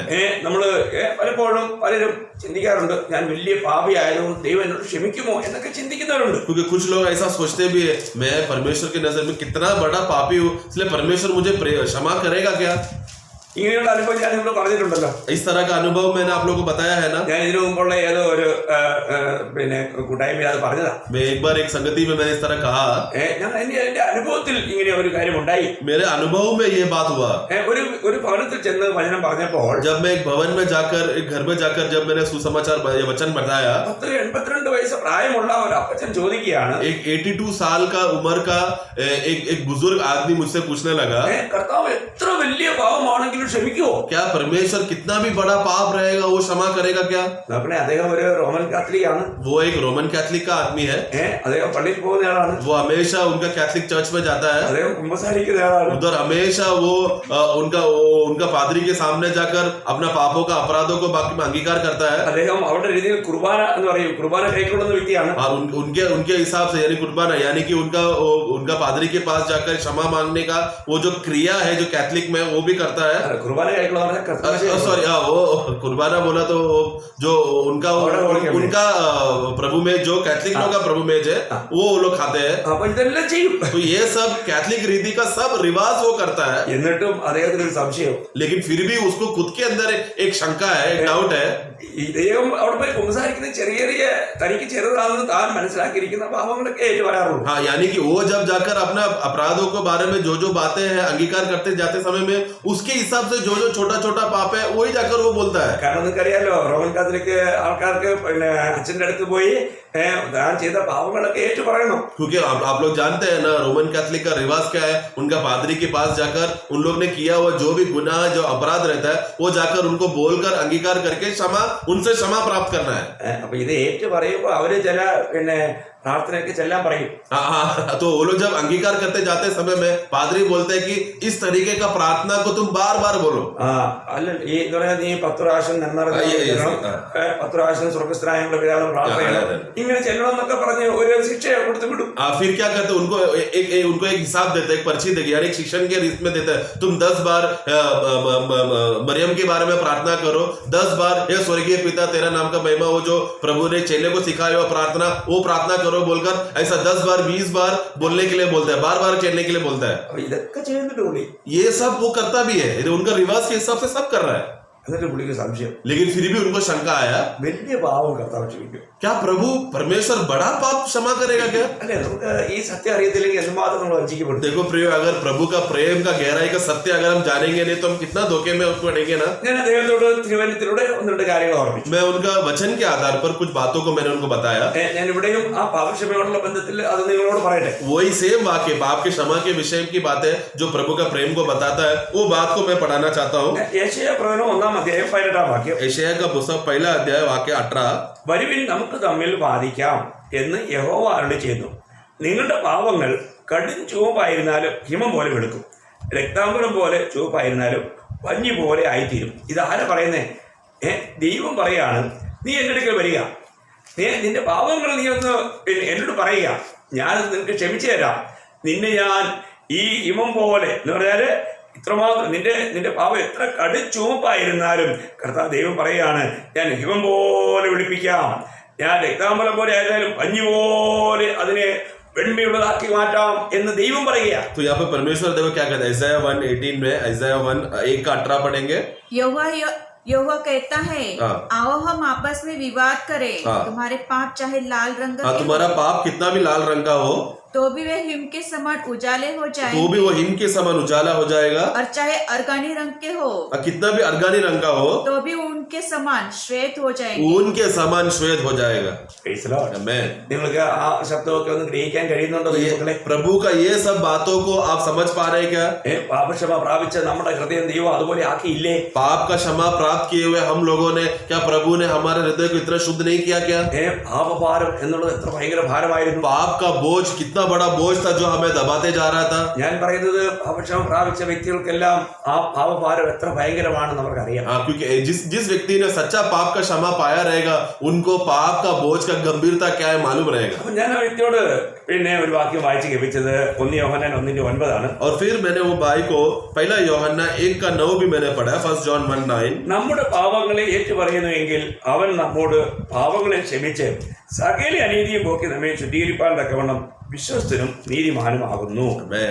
यदि हम अपने पापों को मान ले तो वह हमारे पापों को क्षमा करने और हमें सब अधर्म से शुद्ध करने में विश्वास योग्य और धर्मी है। ഇനി അതിന്റെ 1:7 അവസാന ഭാഗം കൂടെ ഞാൻ വായിക്കുകയാണ്. തുടർന്ന് അവന്റെ പുത്രനായ യേശുവിന്റെ രക്തം സകല പാപവും പോക്കി നമ്മെ ശുദ്ധീകരിക്കുന്നു. और उसका वही पहला यूहन्ना 1:7 का आखिरी भाग में हम देखते हैं कि और उनका पुत्र प्रभु यीशु मसीह का लहू सभी पापों से हमें शुद्ध करता है। ഞാൻ ഈ കാര്യങ്ങൾ പറഞ്ഞപ്പോൾ തന്നെ ये जब मैंने उनको बोला, ആ അപ്പച്ചൻ അവിടെ മുഴങ്കാൽ മടക്കി. वो दादाजी उधर ही घुटने में आ गया. അതിനു മുൻപ് ഞങ്ങൾ കുറെ നേരം ദൈവത്തിന്റെ വചനത്തിൽ നിന്ന് പങ്കുവെച്ചു. उसी के साथ उसके पहले हमने बहुत सा वचन मैंने उनको बताने लगा. തനിക്ക് നല്ല രീതിയിൽ ദൈവത്തിന്റെ ആത്മാവ് പാപബോധം വരുത്തി. उनको उस भाई को अच्छी रीति से पाप का बोध का गुनाह के बारे में उनको आत्मा ने एहसास दिलाया. താൻ പൊട്ടിക്കരഞ്ഞുകൊണ്ട് തന്റെ ചെയ്ത തെറ്റുകൾ ദൈവത്തിൽ താൻ ഏറ്റു പറഞ്ഞു. वो जोर से रो कर उन्होंने किया हुआ गुनाह और अपराध को याद करके प्रभु के सामने अंगीकार किया. അതിനുശേഷം താൻ ആ മുഴങ്കാലിൽ നിന്ന് എഴുന്നേറ്റു. और फिर वो घुटने से उठा. ഞാൻ അതൊക്കെ ഒരു മുഴങ്കാൽ നിൽക്കാനൊന്നും പറഞ്ഞില്ല. അദ്ദേഹം സ്വയം മുഴങ്കാൽ നിന്നതാ. मैंने तो उनको घुटने में आओ ऐसा करो करके मैंने कुछ बोला नहीं. वो खुद घुटने में आ गया. അവിടെ ദൈവസന്നിധിയിൽ താൻ മുഴങ്കാൽ മടക്കി. क्योंकि उन्होंने प्रभु की उपस्थिति में वो घुटने में आ गया. കണ്ണുനീരോടെ താൻ ദൈവസന്നിധിയിൽ നിലവിളിച്ച് പറഞ്ഞു. और वो रोते रोते प्रभु की उपस्थिति में पुकारने लगा. അതിനുശേഷം താൻ എഴുന്നേറ്റപ്പോൾ और फिर वो उठने के बाद തന്റെ മുഖത്ത് ഒരിക്കലും ദർശിക്കാൻ കഴിയാത്ത ഒരു വലിയ സന്തോഷവും സമാധാനവും വിളയാടുന്നുണ്ടായിരുന്നു. उनके चेहरे से देखने को मालूम पड़ा एक ऐसा खुशी और शांति जो उन्होंने जीवन में अब तक अनुभव नहीं किया. ऐसा खुशी की उनका चेहरा चमकने लगा. ഒരു പാപിയുടെ മുഖഭാവം എന്ന് പറഞ്ഞാൽ എപ്പോഴും വളരെ ഒരു ക്രൂരത നിറഞ്ഞായിരിക്കും. क्योंकि एक पापी का चेहरा बोला तो क्रूरता और कठोरता से भरा हुआ चेहरा, मुरझाया हुआ चेहरा है. അപ്പോൾ എന്നാൽ ഇവിടെ സംഭവിച്ചത് പറഞ്ഞാല് ആ ക്ഷണത്തിൽ കർത്താവ് തനിക്കൊരു പുതിയ ഹൃദയം കൊടുത്തു. लेकिन वो भाई ने जब अंगीकार करते समय में उसी क्षण में प्रभु ने उसको एक नया हृदय नया मन दिया. അതിനർത്ഥം കർത്താവ് തന്റെ ഹൃദയത്തിലെ തന്റെ പാപങ്ങളെല്ലാം കഴുകി തന്നെ ഒരു പുതിയ മനുഷ്യനാക്കി തന്നെ ശുദ്ധീകരിച്ചു. हाँ, मतलब कहने का विषय क्या है कि प्रभु ने उस व्यक्ति को पूरी तरह से धोकर शुद्ध करके एक नया व्यक्ति बनाया. അന്ന് തന്നെ കർത്താവ് യേശുക്രിസ്തുവിനെ സ്വന്തം രക്ഷിതാവായി തന്നെ സ്വീകരിച്ചു. उसी दिन उन्होंने प्रभु को अपना उद्धारकर्ता मुक्तिदाता के रूप में उन्होंने स्वीकारा. താമസിയാത്തതോടെ കർത്താവിന്റെ കൽപ്പന പ്രമാണിച്ച് സ്നാനമേറ്റു. और उन्होंने बहुत जल्दी देरी ना करते हुए प्रभु के आज्ञा के अनुसार उन्होंने बपतिस्मा भी लिया. അദ്ദേഹം കർത്താവിന്റെ വേലയ്ക്ക് വേണ്ടി അവിടെ കുറച്ച് സ്ഥലവും തന്നു, ഒരു വലിയ ഷെഡൊക്കെ തന്നു. അവിടെ നിന്ന് നല്ലൊരു കർത്താവിന്റെ വേല നടക്കുന്നു. और फिर उन्होंने प्रभु का सेवा के लिए अपना जमीन का कुछ भूमि और एक घर, छोटा सा शेड जैसा घर भी दिया.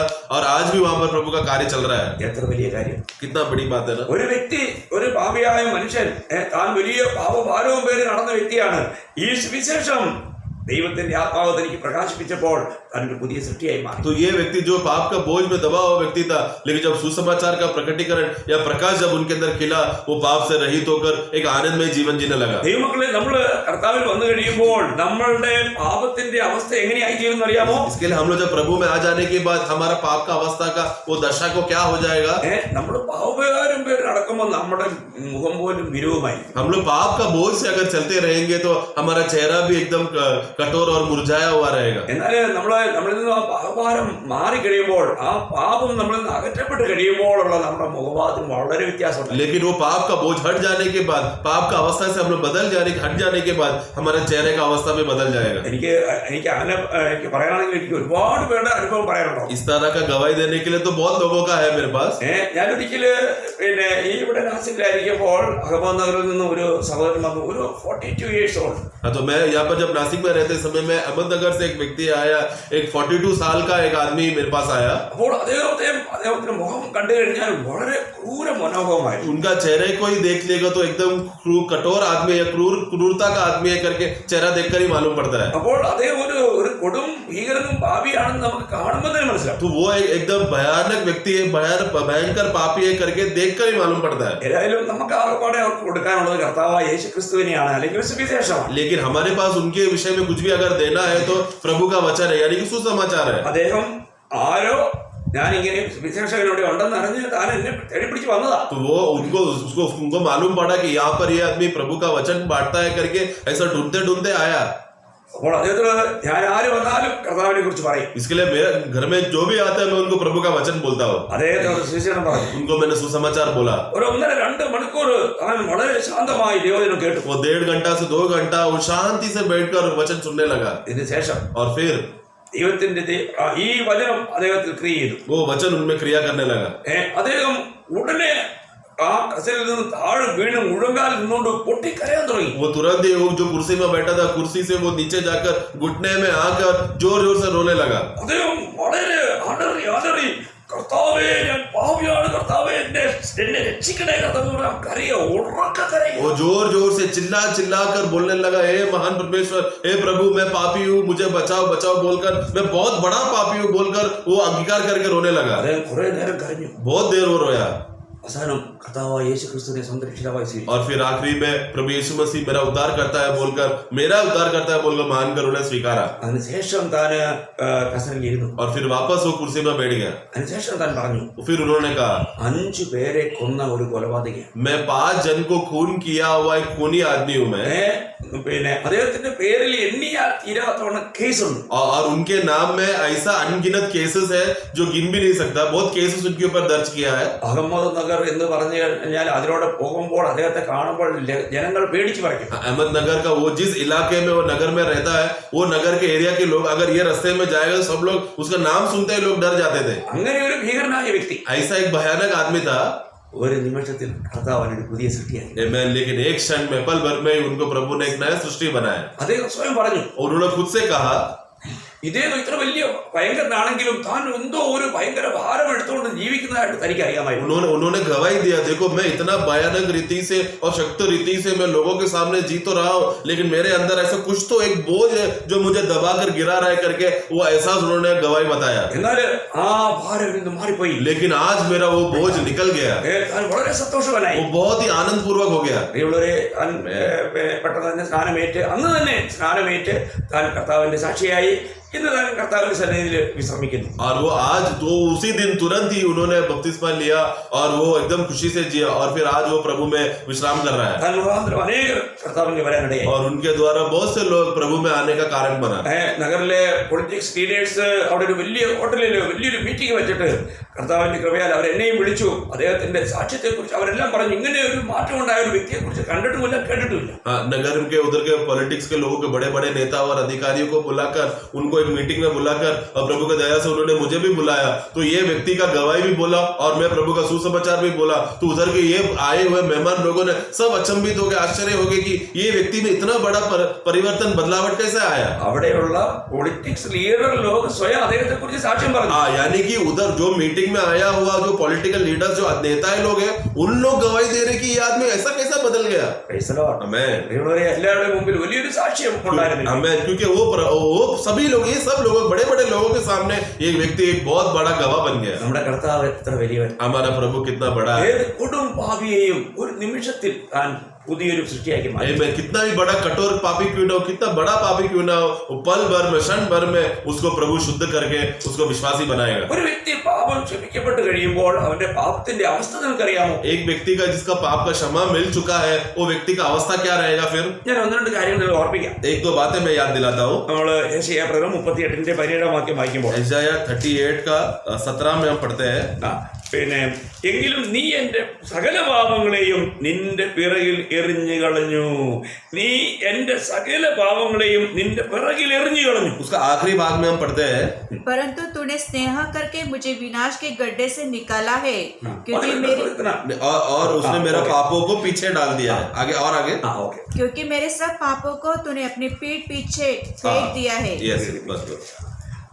അപ്പോൾ പീഠിക്ക് പീച്ചെ ഫേങ്ക് എന്ന് പറഞ്ഞാല് അത് പുറകോട്ട് എറിഞ്ഞാണെന്ന് പറഞ്ഞാൽ ഇനി അത് തിരിഞ്ഞു വരത്തില്ല എന്ന് പറഞ്ഞ സാധനം. तो मतलब वो जब पीठ के पीछे फेंक दिया यानी पीछे की डोर डाल दिया करके बोल देने के बाद अभी वो वापस आगे नहीं आएगा, सामने नहीं आएगा.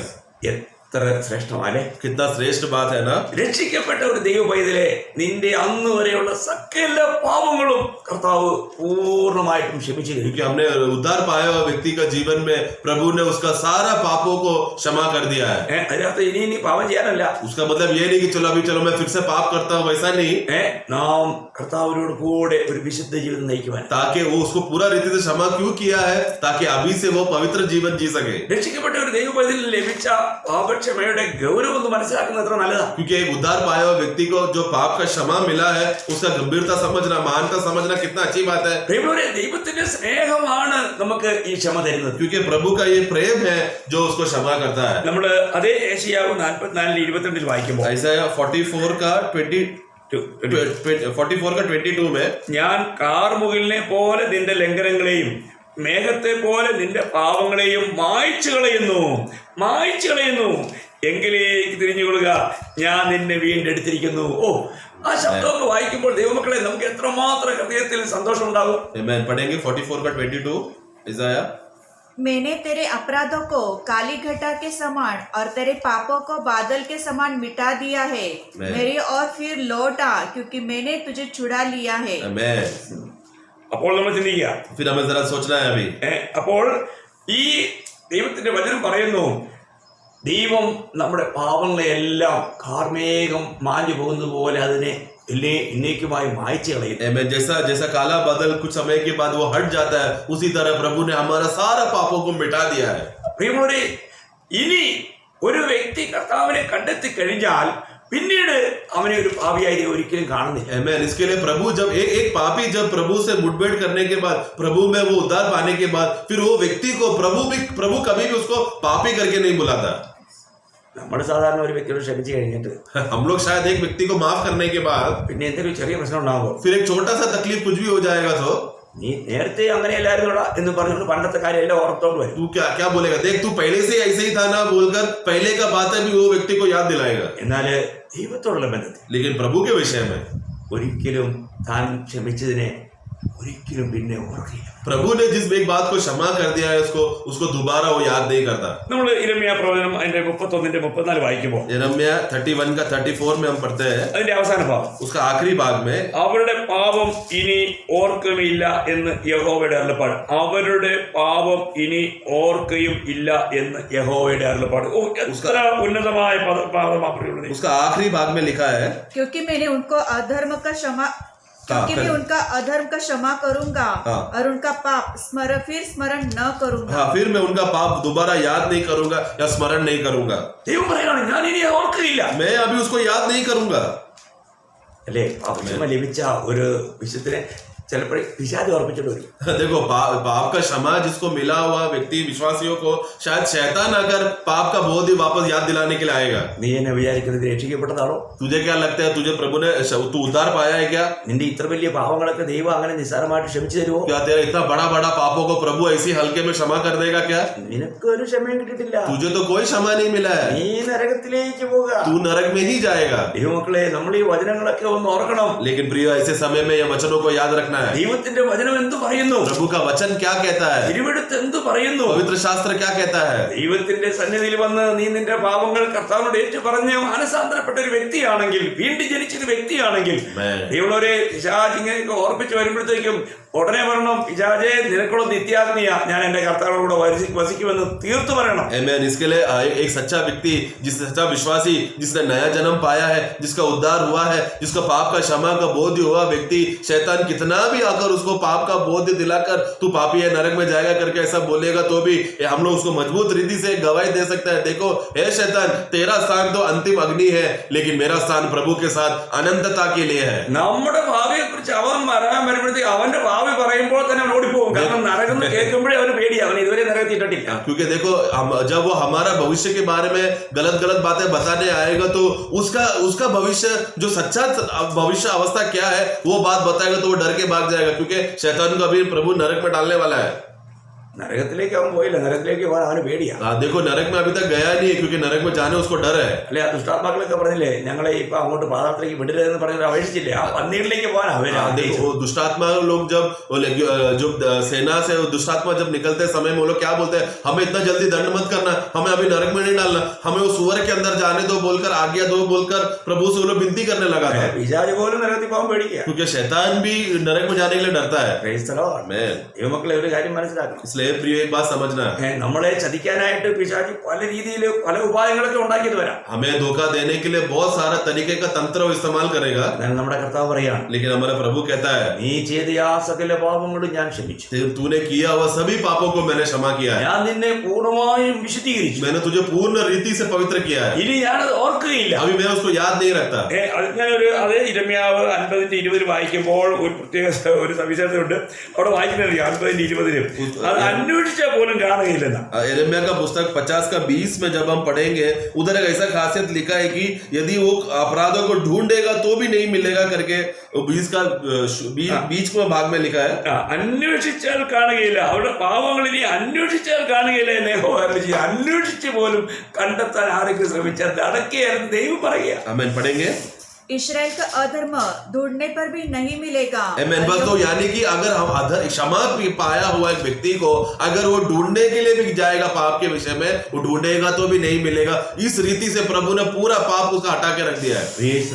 आमीन. അപ്പോൾ നമുക്ക് എത്ര ധൈര്യമായിട്ട് ഈ കർത്താവിനെ നമുക്ക് സേവിക്കാനും മഹത്വപ്പെടുത്താനും കഴിയും. इसलिए अभी इस आधार पर हमें कितना धैर्य से कितना आनंद से हम प्रभु का सेवा कर सकते हैं. ഒരു രക്ഷിക്കപ്പെട്ട ഒരു വ്യക്തിക്ക് ലഭിക്കുന്ന വലിയ ശക്തമായ ഉറപ്പല്ലേ പ്രിയമുള്ളവരെ? मैंने उद्धार पाया हुआ नया जन्म पाया हुआ व्यक्ति का कितना शक्त मजबूती का बात है ना ये. നമുക്ക് ലഭിച്ചിരിക്കുന്ന ക്ഷമയുടെ മഹാത്മ്യം നമ്മൾ മനസ്സിലാക്കണം. आज हमें क्षमा प्राप्त मिला हुआ उस मूल्यता को समझना है. നമ്മുടെ പാവത്തോടുള്ള ബന്ധത്തിൽ ദൈവം എന്തെല്ലാം ചെയ്തിരിക്കുന്നു എന്ന ഈ വചനത്തിലൂടെ നമുക്ക് കാണാൻ കഴിയുന്നത്. हमारे पाप के विषय में प्रभु ने उसके साथ क्या क्या कर दिया है करके वो बात हम पढ़े. പിന്നെ ഞാൻ ഒരു വാക്കോടെ, എനിക്ക് ഒരുപാട് പറയണമെന്നുണ്ട്, ഞാൻ ഒരു വാക്കോടെ വായിപ്പിക്കട്ടെ. നിങ്ങൾ അതിന്റെ ആ ആസ്വദിച്ചോടെന്ന് വിചാരിച്ചു. मैं इसी के साथ और एक वाक्य में पढ़ाना चाहता हूँ. बहुत से वाक्य है लेकिन बस आपको वो क्षमा का आनंद बताने के लिए मैं पढ़ाना चाहता हूँ. 85:2 भजन संगीता 85:2. നിന്റെ ജനത്തിന്റെ അകൃത്യം നീ മോചിച്ചു, അവരുടെ പാപമൊക്കെ നീ മൂടിക്കളഞ്ഞു. എന്നിട്ട് അവിടെ സേല പറഞ്ഞ സേല എന്ന് പറഞ്ഞാൽ നീ ഒന്ന് ചിന്തിച്ചോളൂ. Yes, 85 का വാക്കത് വായിച്ചത് 85 का 2 पढ़ेंगे. तूने अपनी प्रजा के अधर्म को क्षमा किया है और उसके सब पापों को ढांप दिया है. उसके बाद सेला लिखा है ना. देखो तुम्हारा पापों को मैं ढक दिया है बोलकर सेला. मतलब क्या है? ये बात को तुम मनन करो, तुम ध्यान करो कि प्रभु ने तेरा पापों को ढक दिया है, छुपा दिया है. वो अभी हमारे नजर में नहीं आएगा. आमीन. ഓ എത്ര വലിയ കാര്യമാണ്. कितना बड़ी बात है ना प्रियो. നമ്മുടെ പാപങ്ങൾ ക്ഷമിച്ചു കഴിഞ്ഞപ്പോൾ നമ്മുടെ പാപങ്ങളോടുള്ള ബന്ധത്തിൽ ദൈവം ചെയ്ത കാര്യങ്ങളൊക്കെ നമ്മൾ ഇങ്ങനെ മനസ്സിലാക്കി കഴിഞ്ഞാൽ പ്രിയമുള്ളവരെ, പിന്നെയും ശത്രു ഏതെങ്കിലും ഉപായത്താൽ നമ്മളെ ചതിക്കാൻ വന്നാൽ നമ്മൾ വഞ്ചിക്കപ്പെടേണ്ട ആവശ്യമുണ്ടോ?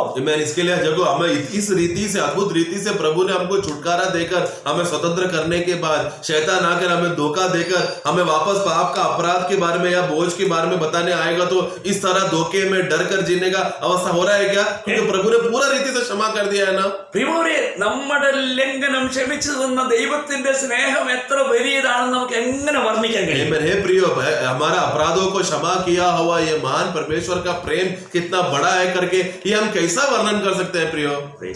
आमीन. അപ്പോൾ നമുക്ക് ലഭിച്ച ക്ഷമയൊക്കെ വലുതാണ്. इसलिए हमें मिला हुआ जो क्षमा है वो बहुत बड़ा है. എന്നാൽ ഇവിടെ നമ്മുടെ ഒരു ചെറിയ ഉത്തരവാദിത്വം കൂടെ പറഞ്ഞ് ഞാൻ ഇന്നത്തെ ഇവിടെ ആ വിഷയം അവസാനിപ്പിക്കാൻ ചിന്തിക്കുക. लेकिन इसी के साथ साथ एक हमारा जो छोटा जिम्मेदारी जो प्रभु ने इसके साथ दिया है वो बात को भी मैं बताना चाहता हूँ. എനിക്ക് ഇതിന്റെ കൂട്ടത്തിൽ ഒരു ഓർമ്മ, നമ്മുടെ പാവങ്ങളെ മീകാപ്രവചനം 7:19 എഴുതിയിട്ടുണ്ട്, സമുദ്രത്തിന്റെ ആഴങ്ങളിൽ ഇട്ട് കളഞ്ഞു എന്ന് പറഞ്ഞാൽ ഇനി ഒരിക്കലും അത് പൊങ്ങി വരത്തില്ല. 7:19 मीका 7:19 में पढ़ेंगे तो वहां पर ऐसा एक वाक्य इसके बीच में याद आया, वो है कि प्रभु ने क्या किया, परमेश्वर ने हमारा पापों को समुद्र के गहराइयों में डाल दिया. मतलब क्या, अभी वो वापस ऊपर उठकर नहीं आएगा. ദൈവമക്കളെ, നമുക്ക് ലഭിച്ച ക്ഷമ എത്ര വലുതാ. यानी कि हमें मिला हुआ क्षमा प्रियो कितना बड़ा है. അപ്പോൾ അങ്ങനെയുണ്ടെങ്കിൽ ऐसा है तो നമ്മൾക്ക് ആരോടെങ്കിലും ക്ഷമിക്കാൻ ഇനി ബാക്കിയുണ്ടോ? ऐसा अवस्था अगर हमारा और परमेश्वर के साथ है तो अभी मुझे किसी और व्यक्ति को क्षमा करना बाकी है क्या, ये भी हमें देखना है. നമ്മുടെ ജീവിതത്തിൽ നമുക്ക് ക്ഷമ ലഭിച്ചു, हमारे जीवन में हमें क्षमा मिल चुका है. എന്നാൽ നമ്മുടെ ജീവിതത്തിൽ നമ്മൾ മറ്റുള്ളവരോട് ക്ഷമിക്കേണ്ടി വരുമ്പോൾ അതിൽ നമ്മൾ പിശുക്കന്മാരാകുന്നുണ്ടോ? लेकिन हमारे जीवन में जब हमें किसी और को क्षमा करने का विषय आता है तो वो क्षमा के बाद में दूसरे लोगों के साथ क्षमा का कंजूसी करते हैं क्या? നമ്മൾ സൂക്ഷിക്കണം. वो बात को संभालना है. നമ്മളെല്ലാവരും കർത്താവിൽ നിന്ന് ക്ഷമ പ്രാപിച്ചവരാണ്. क्योंकि हम लोग सब लोग प्रभु की ओर से क्षमा प्राप्त किए हुए लोग हैं. എല്ലാ ദൈവമക്കളും, രക്ഷിക്കപ്പെട്ട എല്ലാ ദൈവമക്കളും ഈ നിലയിൽ വളരെ അനുഗ്രഹീതമായ പദവിയിൽ നമ്മൾ എത്തിച്ചേർന്നവരാണ്. क्योंकि उद्धार पाए हुए लोग, नया जन्म पाए हुए लोग इस तरह का अद्भुत रीति का पदवी में पहुंचा है. അങ്ങനെയാണെങ്കിൽ ऐसा है तो ഞാൻ നിങ്ങളോട് ഒന്ന് ഓർപ്പിക്കാൻ ആഗ്രഹിക്കുന്നു. एक बात मैं आप लोगों को याद दिलाना चाहता हूँ. നമുക്ക് ആരോടെങ്കിലും ക്ഷമിക്കാൻ ബാക്കിയുണ്ടോ? क्या हमें किसी और को क्षमा करने का बात का विषय में बाकी है क्या? കാരണം നമ്മൾക്ക് ഈ ലോകയാത്രയിൽ പലരും പല നിലകളിൽ നമ്മളോട് ഇടപെട്ടേക്കാം. क्योंकि इस दुनिया में लोग अलग अलग तरीके से हमारे साथ लेन देन या व्यापार करेगा. നമുക്ക് അനേക ചില നഷ്ടങ്ങൾ വരുത്തി വയ്ക്കാം, കഷ്ടങ്ങൾ വരുത്തി വയ്ക്കാം, നമ്മുടെ പേര് ദുഷിക്കാം, നമുക്ക് അനേക നിന്ദകൾ വരുത്താം, അനേക കാര്യങ്ങളിലൂടെ നമ്മളെ ഉപദ്രവിക്കാം. कुछ लोग हमें सताने के लिए आएगा, कुछ लोग हमें उपद्रव करेगा, कुछ लोग हमारा नुकसान करेगा, कुछ लोग हमारा नाम का बदनामी करेगा, कुछ लोग हमें क्या क्या बातें बोलकर हमें गिराने देखेगा. इस तरह अलग अलग तरह का विपत्ति हमारे खिलाफ आ सकता है. അപ്പോൾ ക്ഷമ ലഭിച്ചവരായ നാം മറ്റുള്ളവരോട് ക്ഷമിക്കുവാൻ തയ്യാറായിരിക്കണം. तो ऐसा समय में हमें जो क्षमा मिला है दूसरों को भी क्षमा देने के लिए हम तैयार रहना चाहिए. നമ്മൾ ക്ഷമിക്കുവാൻ തയ്യാറാകുന്നില്ല എങ്കിൽ यदि हम क्षमा करने तैयार नहीं है तो ദൈവമക്കളെ നമ്മൾ വലിയ നഷ്ടം വരുത്തി വയ്ക്കും. प्रिय हम अपने आप को एक बहुत बड़ा नुकसान करा रहे हैं. നമ്മുടെ ആത്മീയത്തിൽ വളരെ ഗൗരവമായിട്ട് ഞാൻ പറയട്ടെ, ഇന്നും അനേകരും സന്തോഷമില്ലാത്തവരായി ജീവിക്കുന്നതിന്റെ ഒരു കാരണം അവർ മറ്റുള്ളവരോട് ആരോടൊക്കെയോ എന്തൊക്കെയോ ക്ഷമിക്കാൻ ബാക്കിയുണ്ടെന്നുള്ളതാണ്. तो इसके लिए प्रिय आज भी विश्वासी लोग वो आत्मिक खुशी और आनंद में पूर्ण रीति से जी नहीं पाते.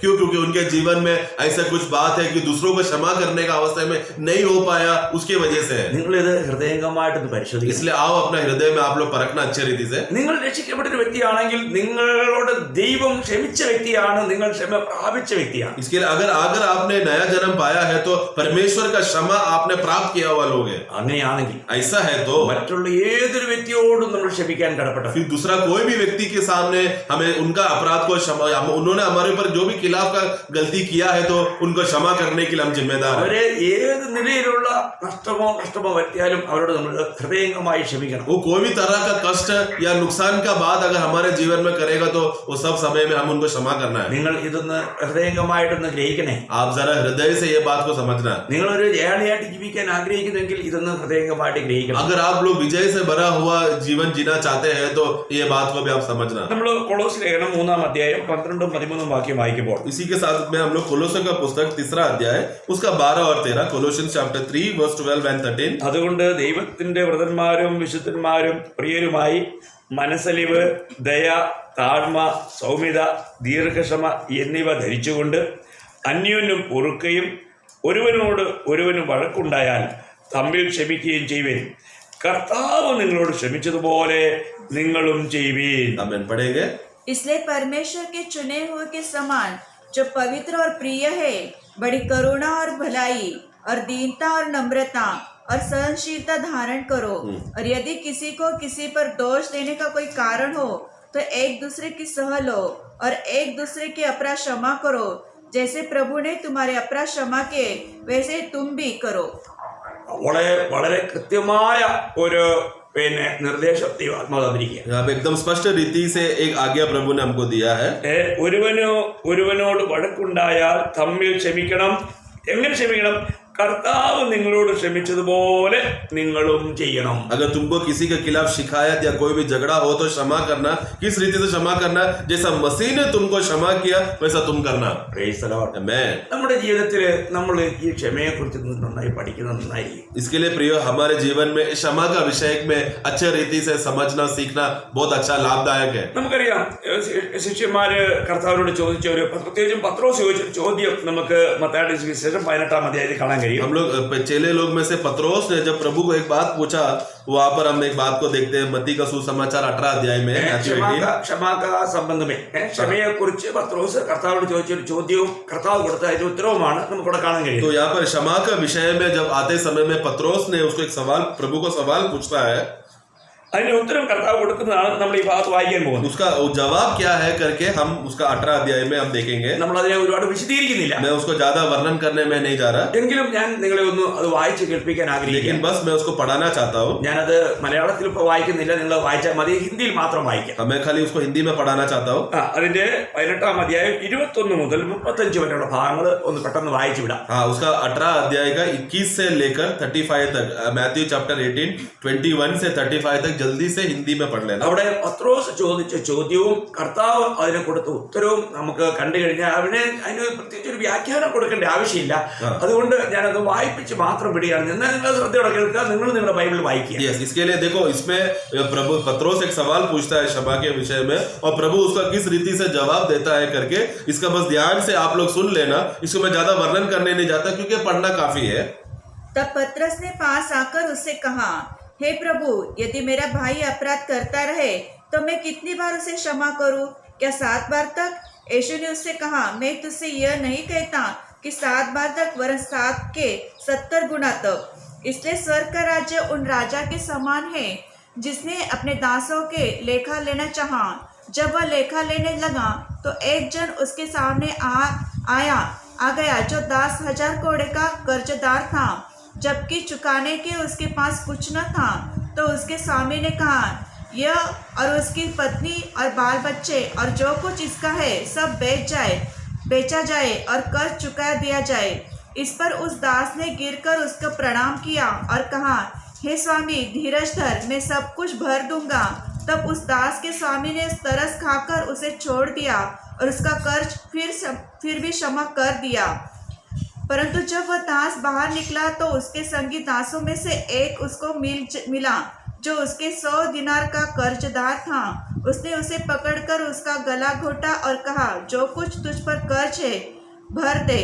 इस पर उसका संगी दास गिरकर उसे विनती करने लगा, धीरज धर, मैं सब कुछ भर दूंगा। उसने न माना, परंतु जाकर उसे बंदी गृह में डाल दिया कि जब तक कर्ज भर न दे तब तक वही रहे। उसके संगी दास ने जो हुआ था देखकर बहुत उदास हुए और जाकर अपने स्वामी को पूरा हाल बता दिया। तब उसके स्वामी ने उसको बुलाकर उससे कहा, हे दुष्ट दास, तूने जो मुझसे विनती की तो मैंने तेरा वह पूरा कर क्षमा कर दिया। इसलिए जैसे मैंने तुझ पर दया की वैसे ही क्या तू भी अपने संगी दास पर दया करनी न चाहिए था? और उसके स्वामी ने क्रोध में आकर उसे दंड देने वालों के हाथ में सौंप दिया कि जब तक वह सब कर्ज भर न दे तब तक उनके हाथ में रहे। इस प्रकार यदि तुम में से हर एक अपने भाई को मन से क्षमा न करेगा तो मेरा पिता जो स्वर्ग में है तुमसे भी वैसा ही करेगा। അപ്പോൾ ഇവിടെ നമ്മൾ പ്രത്യേകം ശ്രദ്ധിക്കുക. ഞാൻ 1-2 വാക്യോടെ അതിന് ചേർത്ത് വായിക്കുക. इसी के साथ साथ 1-2 वाक्य और पढ़ाना चाहता हूँ. അതിന്റെ മത്തായി തന്നെ 6:14-15. मत्ती का 6 का 14-15.